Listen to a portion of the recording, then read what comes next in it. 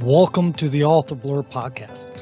Here, we're here to connect readers and authors so that the readers, you, can find that book or that author you're going to love. So I appreciate you being here. Get ready, enjoy the show, enjoy knowing the authors, and remember, subscribe, tell people about the show, and go buy the author's books, because if you like listening to them and you think they're interesting, they're going to love hearing from you. So I'm here with R.G. Belsky, and you might also know him as Dana Perry, who, R.G. has written 20 books at this point, and that's not including his journalism background, all the other things he's had going on. Literally, I could spend the whole show just talking about the things that I've read up on you on, the things that, and I said, the list of your books, like I said, 20 books. RG, if you can you help me out a little bit? Tell everybody a bit about yourself. Tell us a bit about your books, and then we can go in, because I know you have a new one out. It's news to me. Right. So that's your newest one out right now, I believe.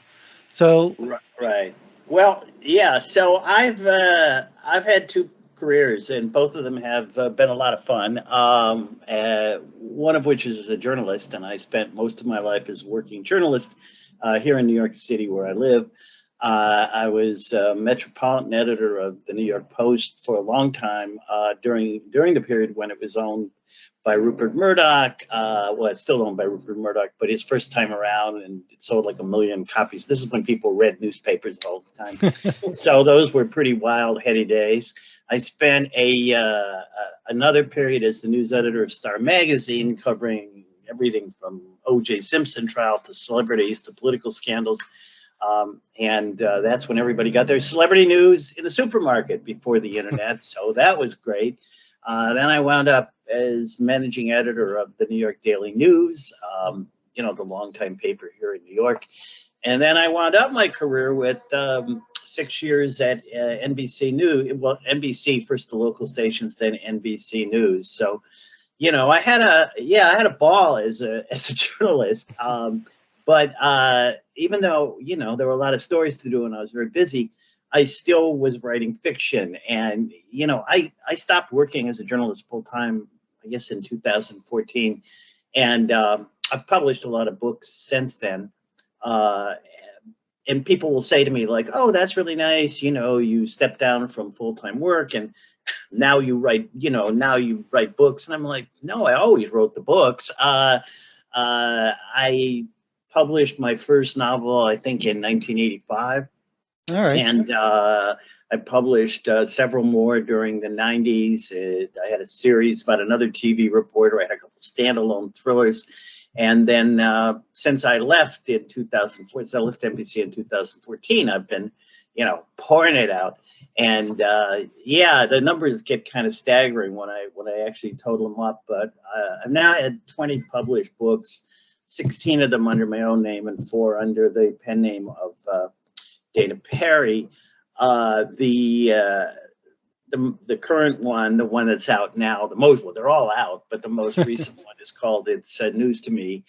And that's the 5th in a series I've done about a TV journalist in New York City. Amazingly enough, I wrote about a TV journalist in New York City, and her name is Claire Carlson, and she solves murders. So that's pretty much what I've been doing for the past half century or so. All right. Well, it sounds like a busy history there all in itself. So what actually got you into writing fiction? What was there a specific story? Did you just have something to get out of? Well, everybody, that's an easy answer, and it's an answer that probably a lot of mystery authors will have the same answer as me. But it was Raymond Chandler. I was in a used bookstore or something, and I picked up, this would have been back like a long time ago, obviously, before I started writing. And I had never really been a mystery fan. I had thought about writing some fiction. I had read like some old time people. I used to read Ring Lardner, who I loved, and I would try and write some fiction, but I wasn't thinking mystery. And I didn't even really read mysteries. I'm not even sure I had ever read a mystery at that point, but I picked up Raymond Chandler. I'm pretty sure it was The Big Sleep. And I started to read it. And, like when you start reading Chandler, if you've never seen him, you're just kind of blown away. Mm-hmm. And I was like, oh, wow, maybe I could write this kind of book. And I sat down and I started to write, and I wrote a, really pretty horrendous imitation of Chandler with a really kind of tedious, boring newspaper reporter wearing a hat and doing stuff. And it really was a lot harder than I thought it would be. But I stayed at it, and it took a few years, but eventually I was able to get my first novel published. And once that happened, I never stopped. So I've really been writing, like I said, over the years. And even though there have been periods where I've been like totally consumed with, there was a period, I wrote a lot of books in the 90s, then I didn't have anything published until 2014.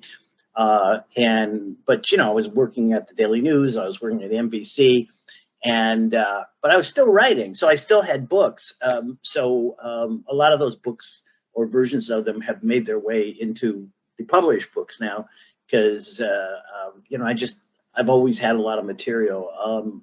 I'm one of those people, I'm sure there are other writers like this, but not all, who actually love the craft of writing. I enjoy the process. I'm happy to do stuff like this, but for me, The real pleasure is sitting and writing. If I was not being published, I would still probably be writing books. So, it's been great. And I still do it every day.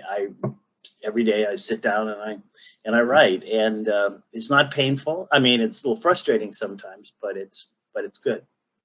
All right. So now, one thing that you did say, we made the comment, write what you know, before the interview started. So here's well, I was just going to say, before you ask your question, I was just going to say there's a little selfish reason I have for this, write what you know, which is like one of the things I hate to do is research. Right. And the reason for this is not because I'm particularly lazy, but because I spent most of my life doing research as a journalist. I mean, it's all about facts. It's all about, you got to make sure you know everything. You got to dig into everything. The writing is actually kind of secondary to the getting all the material right. And for me, once I started writing novels, one of the great parts was I didn't have to worry about the facts. I didn't have to worry about it. I could just make it up, whatever it is. I don't have to write about a restaurant or an office building and make sure that it's on the right address or anything. I can make up a restaurant or an office building. So I just sort of like the idea of avoiding research. And by writing what I know, I mean, I write about newsrooms, and I know about newsrooms, so I don't really have to look. I know about the media, so I don't have to look. And I base my books in New York City, which I've lived in for most of my adult life, although I'm not a native New Yorker. So I know a lot about New York. And the only time I have to actually do research is like if I have Claire go to like Los Angeles or something, then I have to find somebody that knows a bit more about it. But anyway, yeah, so that's kind of why I write what I know. I actually think it's a good technique, but for me, it saves a lot of time. Oh, I understand. Trust me. My first two books are written in Rising Sun, Ohio, Northwest Ohio, where I grew up, just simply because I remember the roads. I remember all this stuff very easily. So that makes perfect sense to me. Plus well, I'm from Northeast Ohio. I'm from Cleveland, actually. And when I have Claire, a lot of times in my books, when I have to have a setting, and in fact, in some of the Dana Perry books I'm writing now, I use Ohio because exactly what you say. I like to say, well, it's one of the things that you desperately don't want is somebody to read your book and say, oh, well, you don't really know about that, or you don't understand that. And they can read my books, but they can't say I don't know about a newsroom, Although one or two people have said this, well, that's not the way a newsroom really works. And and I'll just say, well, I've been in a lot of newsrooms, and this is what happens in the newsrooms I've been in. Well, it's kind of like I spoke with another author who was a cop, and the one thing that brought up was the fact of people, like for me, for an example, I only see or know about the cop's life from what you see on TV, or you hear or read about in the book. So most people tend to sit there and say, oh, well, that's what it's on TV, so that has to be how it is. And I even asked him, I said, you always see these movies where the cops only have one case they're focused on. And he's like, no, that's nowhere near, because sometimes they'll have multiple cases going at a time. And he explained it to me. So it's that whole thing of, and I can understand, like, I have no idea other than watching like news radio and from the old days and other shows like that where they showed a newsroom and how things supposedly happen. And that's my only reference. So I can see how people have mistaken that. Right. But I should also add this caveat, which is that when people say to me, like, wow, you've really, with Claire Carlson, you really created a really accurate image of what the newsroom is. They were, oh, that's how a newsroom works. And my answer is no, because this is fiction. It's like you talked about the cop. He's working on 12 cases at one time, but nobody wants to see that on TV. It's like Raymond Chandler used to tell the famous story about one critic one time, savaged, I don't know how you could do it, but savaged the Philip Marlowe character and saying he's not a realistic PI. A PI doesn't meet beautiful blondes and get knocked on the head every time he walks the room. That's not what a PI does. And Chandler's response was, of course it isn't. It's completely different. But if I wrote what a real PI did, no one would read me. And I think that's what, as an author, you have to do. You have to take the basic facts, but then you make them, it's fiction. In the end, this is not true life. This is fiction. And the example I use with my Claire Carlson character is, I've been a journalist all my life. In my entire journalistic career, I've never once heard of a reporter solving a murder on their own, not with the cops, but on their own. Never once have I seen that or seen an example of it. In my books, it happens every book. I mean, Claire solves a murder. So it's kind of, there's a suspension of belief. It's like, it's like Jessica and Cabot Cove, like it's a population of 1,500 people and 400 of them are murdered, So that's the balance I think as an author you need to do. You want to capture a lot of the real stuff, but you also then fictionalize it in a way, this isn't real life. This is an adventure for people. This is an escape for people. And that's what a lot of authors do, but that's certainly what I try and do in my books. All right. Now, here's the question I had, and for some reason this sticks in my mind because I'm going through a book now written by a guy. It has a female protagonist. Yeah. And it's quite interesting, but I know, like, when I've tried to write female protagonists, it just feels weird and off to me. I don't feel like I'm doing it right because I just can't get in the head of a female and be able to do that. What is it that got you to write Claire or your protagonists? Well, it's like with a lot of this stuff, it's not like some well thought out plot or something like that. It's what you feel you can write best. And I've thought about this. I've been asked this a lot. Out of the 20 books, I think 14 of them, I'm guessing, involved a female protagonist. And all my books are written in the first person. So the way this started was when I first started writing, back after I'd picked up the Raymond Chandler book, I told you, and then wrote the very bad Raymond Chandler imitation with this male reporter. I kept trying to get it better and better. And then I finally got a book, or the beginning of a book anyway, involving a male reporter. And I showed it to a friend of mine who actually was in the publishing industry. She wasn't in mystery publishing, but we were having dinner, and I said, and she said, well, you know, this is really good. You really have a lot of talent or whatever as an author. And she said, but I had an idea. Like, what if you turn the male reporter into a woman? Then you could do, you know, A, B, C, and D and have her. And this was back in the, when I was writing this, was back kind of in the late 70s, early 80s. And I don't know how familiar you are with that period, but women were not really a focal point of the mystery world then. Right. Later on, you know, the Sue Graftons and the Janet Ivanoviches and everybody, you know, came with these great female characters, the Kinsey Malone and everybody. But, you know, when you worked in a newspaper, many of the women had to work like in the feature section. They weren't covering police. They weren't covering crime.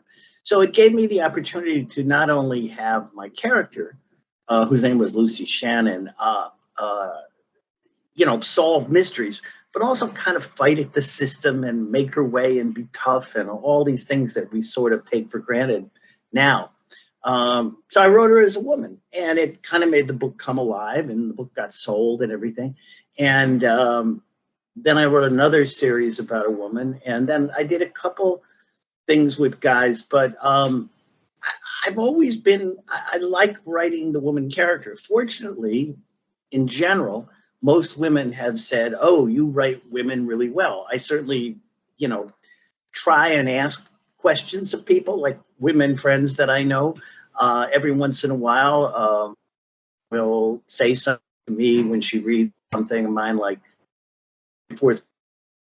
I have a woman agent, so, and she'll say, well, you know, I don't know that a woman would do that or say that. And I pretty much always listen to that. Right. And sometimes it gets a little tricky. I had Claire in one of my previous books, Beyond the Headlines. It gets involved in during the whole Me Too movement. And, you know, there's obviously a lot of political issues there. And Claire has to kind of navigate that in the newsroom. But yeah, I don't know. It's just more fun. And then the other way is you could write the woman in the third person, but I don't want to say I can't write in the third person. I've had like 20 books published. All of them are written in the first person. And people say to me, oh, so you've never written a book in the third person? And my answer is, I've written a number of books in the third person, but they've never gotten published. So there might be a lesson there to me. You know, I just write better in the first person. I like the immediacy of it. I like the, you know, there are arguments both ways. So as a result, I just do. My last series actually involved a male reporter named Gil Malloy. I did a series of books for Atria on this character, Gil Malloy, from like 2014, I guess, to 2018. But when it came time for this new series, the first book in the Claire Carlson series had to be a woman because it involved her being a mother and things, so it had to be a woman. And then I just kept writing her as a woman since then. And as I said, you know, there can be some controversy about this. You know, like, are you allowed to write about something you aren't? So do I always have to write about a white male?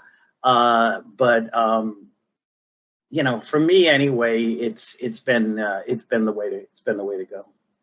Well, as long as the story is good, is where I come from. My point of view, as long as it's a good story, who cares what you are, as long as you're writing a entertaining, I guess mostly respectful, as long as you're not trying to trash somebody kind of story. Well, the other thing that the kind of the line I won't cross, I think, is that you have to be honest with the reader. And you know, like the Dana Perry name, for instance, the byline, it's a you know, it's one of those names, you know, like could be man or woman. Right. But I don't pretend that Dana Perry. So like if somebody looks at the book, they might think Dana Perry's woman, but I'm not trying to convince them of that. If you look up Dana Perry on my website, or you look, or you know, whatever, it's a picture of me, and the bio is of me. I'm Dana Perry, even though I'm not. And I think that's where, you know, you might get into problems. In other words, if I wrote a book pretending I was a female author. I don't think that's a good, that's a good idea. So I think just very honest with the readers, and again, it's fiction. So like this isn't real. It's you're writing a female character, and I've just, I've always loved great female characters. We're on television. I mean, I think. I love, for instance, Kinsey Malone is terrific, and Milhone, if I say it right. And, and on TV, the Cagneys and Lacey's and all the ones that followed, they just sometimes add an element that you don't get with the traditional male protagonist. And I'll be honest with you, I love a good story with a female protagonist. And the only time it usually kills me is when the story becomes focused around romance and it's trying to be a thriller. So yeah, well, those are that's a tricky balance, and everybody handles it differently. I handle sex and violence are the two trickiest things obviously to handle in a thriller. Mm-hmm. Right. Different people do them different ways. I don't like to read books where they're too gory, where they give the details of the actual how somebody was cut up and kept hostage for 2 weeks in a cave. That creeps me out. Right. And I'm not particularly wild about, reading a long, elaborate sexual scene, within a thriller. Right. You need both elements, but what I tend to do is do the setup and then the follow. So, like in terms of sex, I don't give the play-by-play of what they actually did in bed. I have the character they'll go to bed, and then, they'll wake up the next morning and talk about, the experience or something. But I try not to dwell on that. And the same way with the murder, I try mostly to have the situation where my characters come across the murder after it happened, rather than actually detailing the murder being played out. That's just me. And, again, it's like the way I like to read books. A great deal of my writing is based on what I like to read. I sort of feel, well, this is what I would want to read, so I'm going to write it like this, because there's probably a lot of other people out there like me. And that's sort of the concept that's in my head when I'm writing a book. Would I want to read this? And if in doubt about anything, I generally tend to trust my own instincts as to what I would read, and just hope for the best. I understand. Now, here's one thing that I'm kind of curious on, with you mentioning how you try to keep the sex scene and the violence to a clean level. Do you also keep the language to a clean level too, or? Hey, I worked in a lot of New York City newsrooms. It's very hard to convey stuff in clean language. This is another thing that different. I've been at conferences where authors say they will never use any kind of a curse word, no matter what, not even damn or anything, Right. And then I've read other books where, every other word is the F word or something, I try to, I use it, I think, too much, certainly in the first drafts, because I'll have the character going, and then when I can, I'll try and clean it up a bit. But it's a newsroom, and so if somebody gets beat on a big story, they're gonna go, "Oh God," they're not gonna go, "Oh gosh," It's so you have to use it to a degree.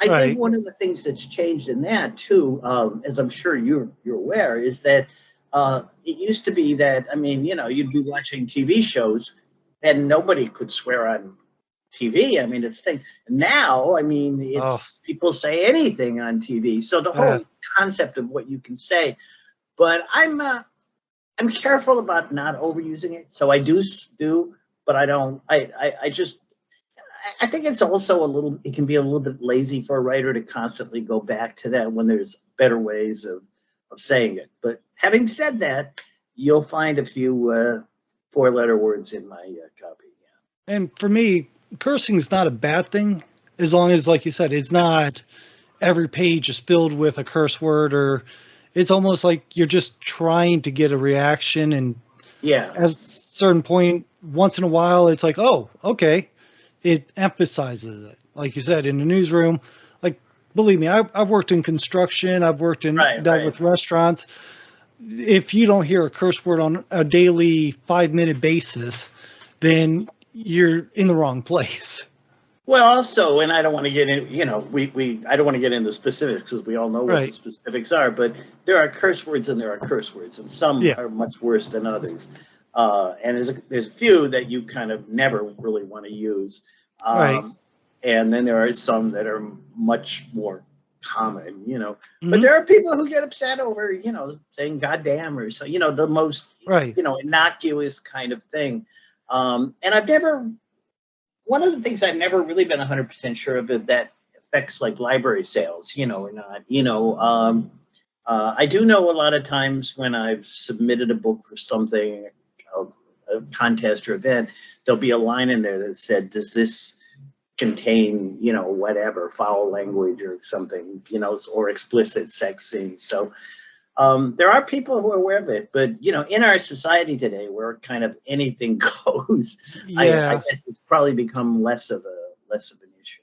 But I'm not a Yeah. big proponent of using it. No. Yeah. And, I've spoken with a lot of people, and I know a lot of people that, like you said, today is it seems like anything can go kind of a world nowadays. But, for me, I still enjoy the mostly clean. Like Right. I said, don't get me wrong. An occasional, ooh, I didn't realize that, or something like that never really hurts you. But Yeah. yeah, I Yeah. mean, but so does your books follow I guess I've heard the term evergreen or a timeless kind of writing, or do you set it in a certain, like you mentioned, Claire had to deal with the Me Too movement. Yeah, yeah, yeah. Yeah.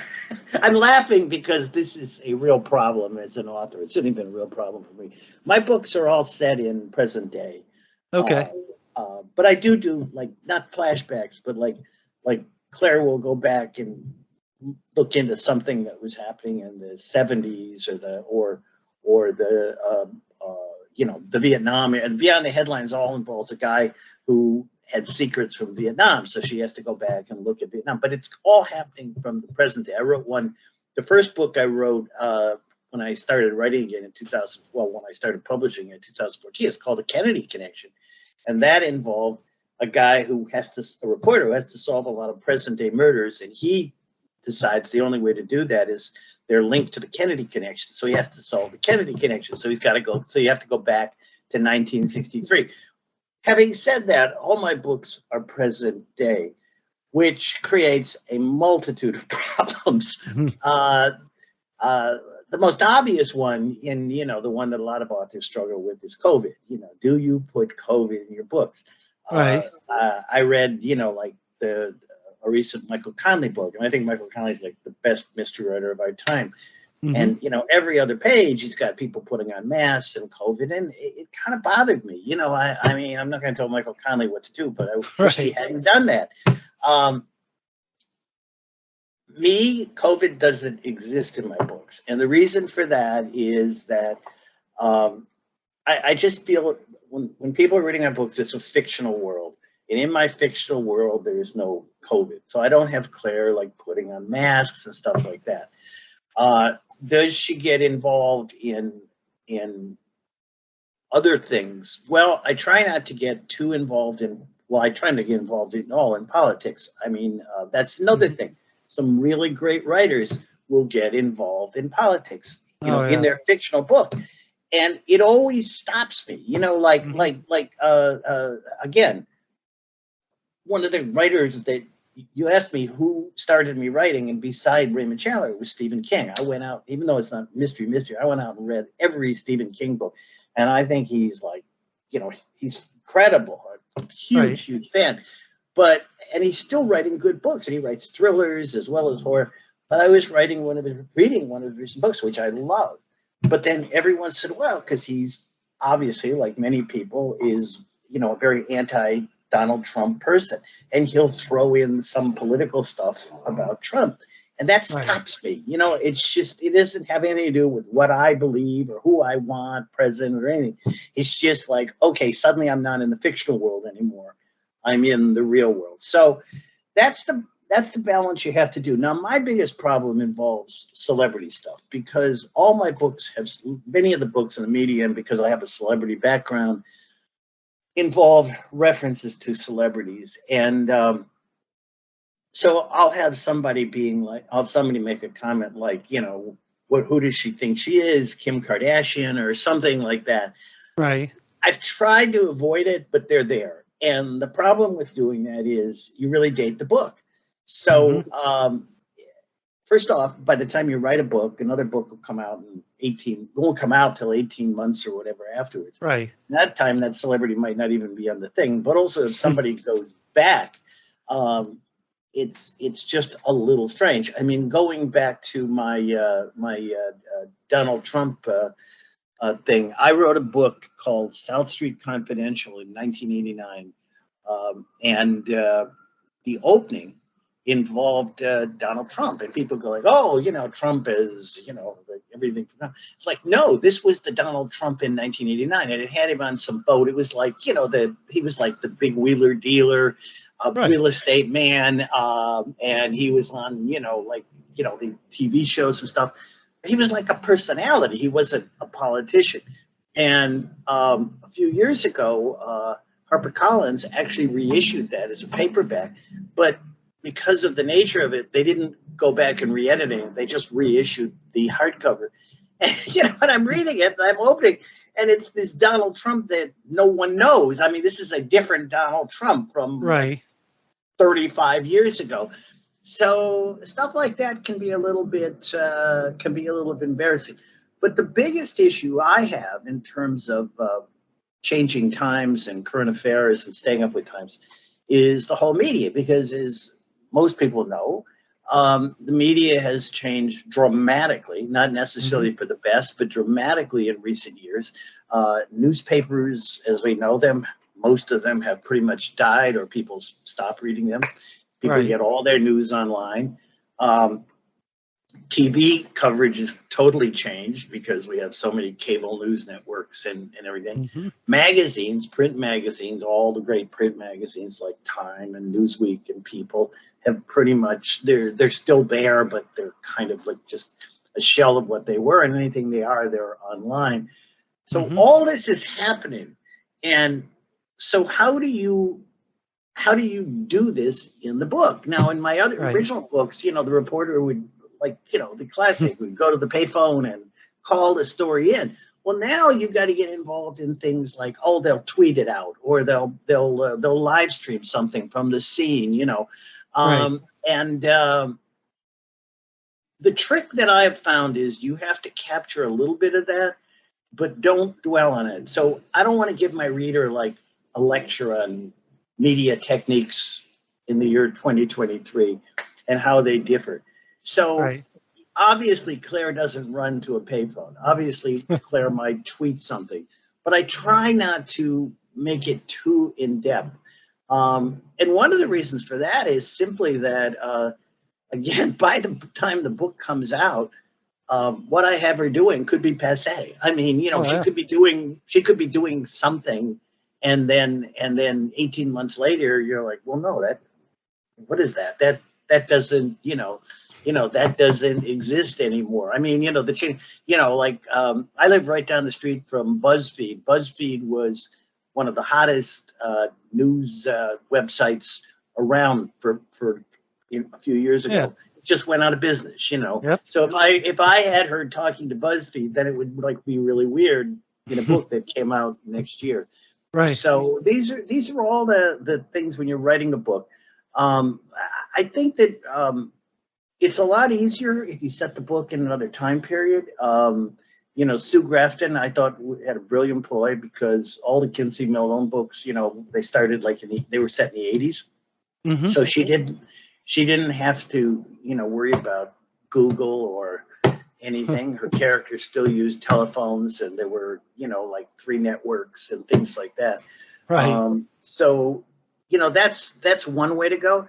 The tricky part of that is you got to make sure you don't make any mistakes about the time period, because you could be writing a book about the 1960s, say, and you could have the character go into a CVS and then find out, and I don't know the answer to this, but you could find out CVS didn't start until 75. There are tricky little things like that you can get involved in. So those are a lot of the issues that consume an author's time. Oh, I can imagine. And I know, like, what is it, that show Stranger Things? Yeah. When that first came out, I think before I even watched it, the first thing I heard about it was they had a walkie-talkie that came out like 2 years after the show was set. And I'm like, really, that's your big takeaway? But yeah, people do focus on those type of things. And I mean, like, I'll admit it, if I know of a place, I'll Google it if I read it in a book, just to learn a little more. I get into that kind of stuff. So I understand trying to make sure you're accurate there, and I can understand the whole purpose of what you're saying. Now, with that being said, do you really push much into, like, I guess the side characters or the sub characters? Do you really bring them out much, or have them play a big part, or how do you work with them?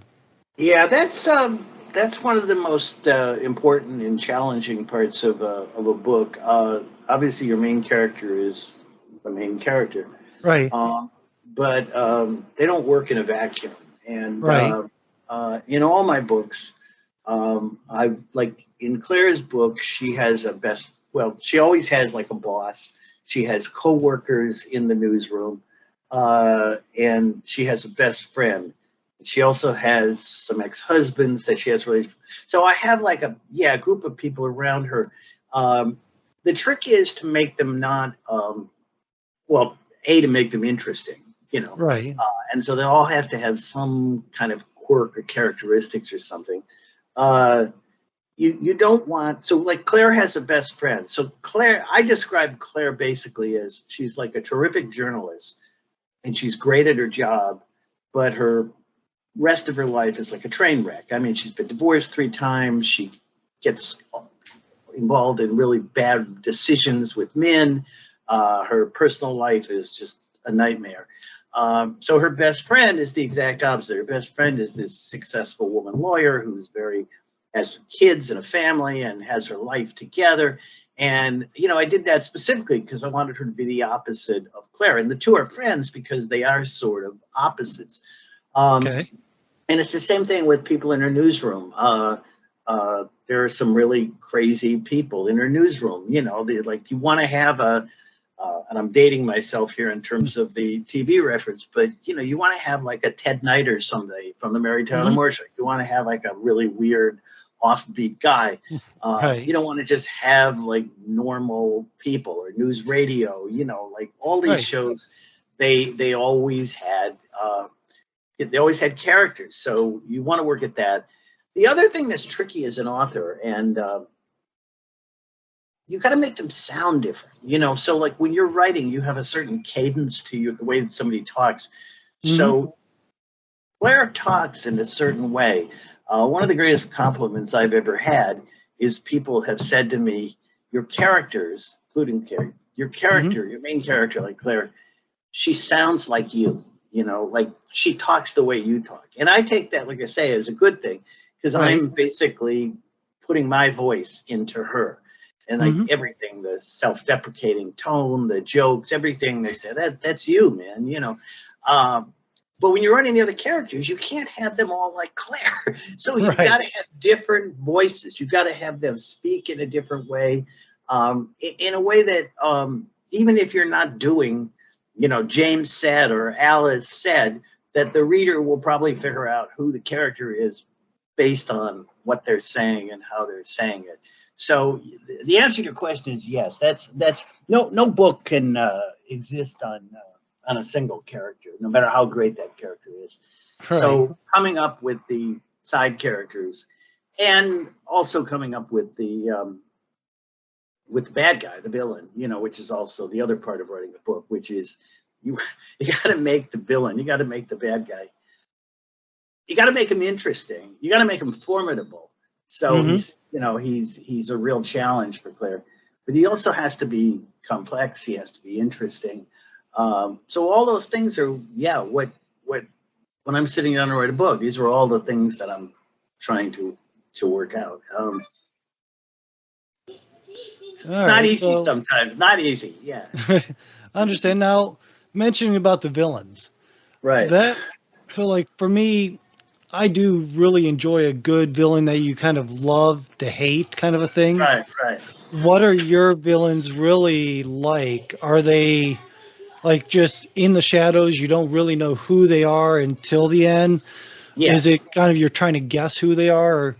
Yeah, well, one of the things of course, you never know who the bad guy is in my books to the end. And that's part of that is writing in the first person. Because if you're writing in the third person, you get in the bad guy's head. You have him, killing somebody or doing something in his view, and then you go back to the main character. So if you're doing multi-viewpoint or third person, that's completely different. And sometimes you may know who the killer is. I mean, beforehand. But in my books, you're seeing everything through Claire's eyes. Everything Claire knows, all you know is what Claire knows. And Claire obviously doesn't know who the bad guy is. I mean, she could, I suppose, but she doesn't really until the end. And I tend to have my villains run, or bad guys, what do you want to call them, run in two different kinds. One of them is, somebody who is very evil for the sake of being evil. I mean, I've covered a lot of, I go all the way back to covering like Son of Sam and Ted Bundy and these people who just killed people for the sake of killing because they were horrible people. And those are some of the people in my books. Those are actually the easiest ones to write. The ones that I find sometimes the most interesting are the people who kill who are basically good people who do bad things for reasons that are very complex. And so at the end of the book, you might find you felt almost feeling compassion for that person, like I'm trying to think of an example, but like if a wife found her husband in bed with her best friend and she shot and killed them both, that's a terrible thing, but that it isn't like the wife is necessarily a terrible person. She did a terrible thing at a moment in time. So a lot of my villains and bad people are people that you can actually feel some compassion for, although you can never condone, the things they did. Now, having said that, there's all sorts of great ways to write mysteries, and the example I always love to use is one of my favorite TV shows. One of everybody's probably is Columbo. And I always think like, man, if you came up with that idea and you tried to sell it to somebody, you say, well, I have this idea. You see, somebody murders somebody at the beginning of the story and everybody knows who did it. And then the next 2 hours is the detective trying to solve it. You'd be like, well, that's not very interesting, but it's a great show because of the character. So there are no rules. There's all sorts of different ways of doing it. But in my case, you really don't know, or hopefully you don't know who done it until the very end. Right, which makes sense. So now I imagine you still have more coming. Are you planning on expanding your Claire Carson series? So the last book in Claire Carlson is news to me, as I said, came out in October of this past year. That was like 6 months ago. The paperback version of that will be out in, I think, this fall. So that's in hardcover, ebook, and Audible. And the paperback will be out in the fall. I've just finished writing the 6th Claire Carlson book, and that's done. It's in the can. It's, at the publisher. That'll be out in January of 2024, which is next January, obviously. And it's called Broadcast Blues. And you can read the current one, you can read some of the back ones. There are 4 before this. They're all kind of standalone. So like, even though it's a series, you can read one without having read the other, I think. I try and work on that. But yeah, Broadcast Blues will be the 6th in the series. And then at some point early in the year, Dana Perry will reemerge. And Dana Perry, God bless him, has going to have a series of 3 new thrillers out. It's from publisher Bookager Publishing in England, but they're distributed all through the United States here. Right. And they're about an FBI agent, a female FBI agent, named Nikki Cassidy, who works out of Washington but kind of travels all around the country chasing serial killers. And there's going to be 3 books in this series. I've written 2 of them. I'm in the process right now of trying to finish up the 3rd book. I assume they'll be out probably, I'm guessing right now, late spring, early summer of 2024. But here's the interesting thing about this, and publishing schedules can change, but they are going to attempt to do something which is, I think it's relatively unusual, but I'm told has been done, which is all 3 of these books are going to be released simultaneously. So it's not like one will come out and then the other will come out a year from now and the other come out. I think the idea comes from, we all are into binge watching on TV. Right. So, a series comes on and we literally watch the series without stopping. Yeah. And the idea would be, the original idea was they would come out with 1 a month, sort of like an old-fashioned serial in a movie house. So maybe the first one would come out in April, then in May, then in June. Now I think, and again, this could change, but the plan right now is they may even come out simultaneously. And the idea would be that if somebody likes the first book, you don't wait a year to read the second book. You just read them like in one big stretch, like you're watching Ted Lasso or something, Right. Look, I have no idea if that's a good. I've never heard of that concept, but I tend to depend on I basically believe the people publishing my books know more about it, the publishing business, than I do. Right. And so I'll be fascinating to see how that comes out. But so right now in 2024, there'll be Broadcast Blues. Then later, there'll be 3 Dana Perry books. The working titles right now are The Nowhere Girls, The Last One to Die, and the 3rd one, I'm still thinking of the title. Understandable. If anybody has any suggestions, feel free to pitch them to me. Yeah. So speaking of that, if people's trying to find you, I have a profile of you or for you on authorblurb.com where people can find you, get your links, everything that you've given me, even the long list of books that you have. They can find it all there. Where, if somebody wants to pitch that 3rd book idea to you, where do you suggest they reach out to you or find you if they want to find your other books? Well, you can certainly reach out. This is how you found me, Eric. You can reach out to my website, which is www.rgbelsky.com. Mm-hmm. I'm on, I'm all the normal places. I'm on Facebook as R.G. Belsky author. I'm on Twitter is actually at Dick Bell, which is the name I use as a journalist, DICKBEL. But I mean, the one go-to place obviously would be R.G. Belsky. But if you really want to have some fun and find out some cool things about me, anybody can just Google Dick Belsky on Google, and you'll read a lot about me as a journalist named Dick Belsky.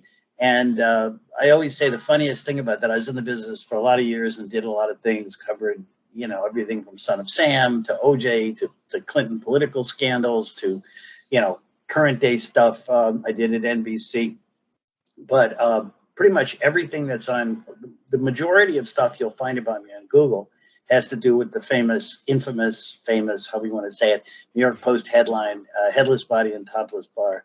And I somehow have become associated with that. I didn't write that headline, but I was in the newsroom that day, and I played a part in it, and I've written about it, and it's just funny how it's become one of the things I've become known by is, oh, he was the guy who was involved with headless body and topless bar. It became the most famous probably headline of all time. And again, I didn't write it, but I've been managed to glom off some of the notoriety and fame over it. So I was going to say that headline definitely was comical. I saw it on your Twitter feed when I Right. went and checked it out, so it got me a good laugh, chuckle there. But perfect. So I do appreciate you being here. I have a feeling we could talk more about different things, different topics, and even go deeper into your books if we had the time. But I don't want to take up all your time today. I appreciate you being here. So this is going to be the end for everybody else. But if you hold on for me for a second, I'd like to talk to you for just a few more minutes. I'll pitch you in. Thanks. So thank you for making it this far. Remember, you can go to authorblurb.com where there's plenty of stuff there for you to find. Enjoy another author. Enjoy finding that book that you love. So take the time, do me a favor, share, subscribe, enjoy the show, and tell others. Thank you.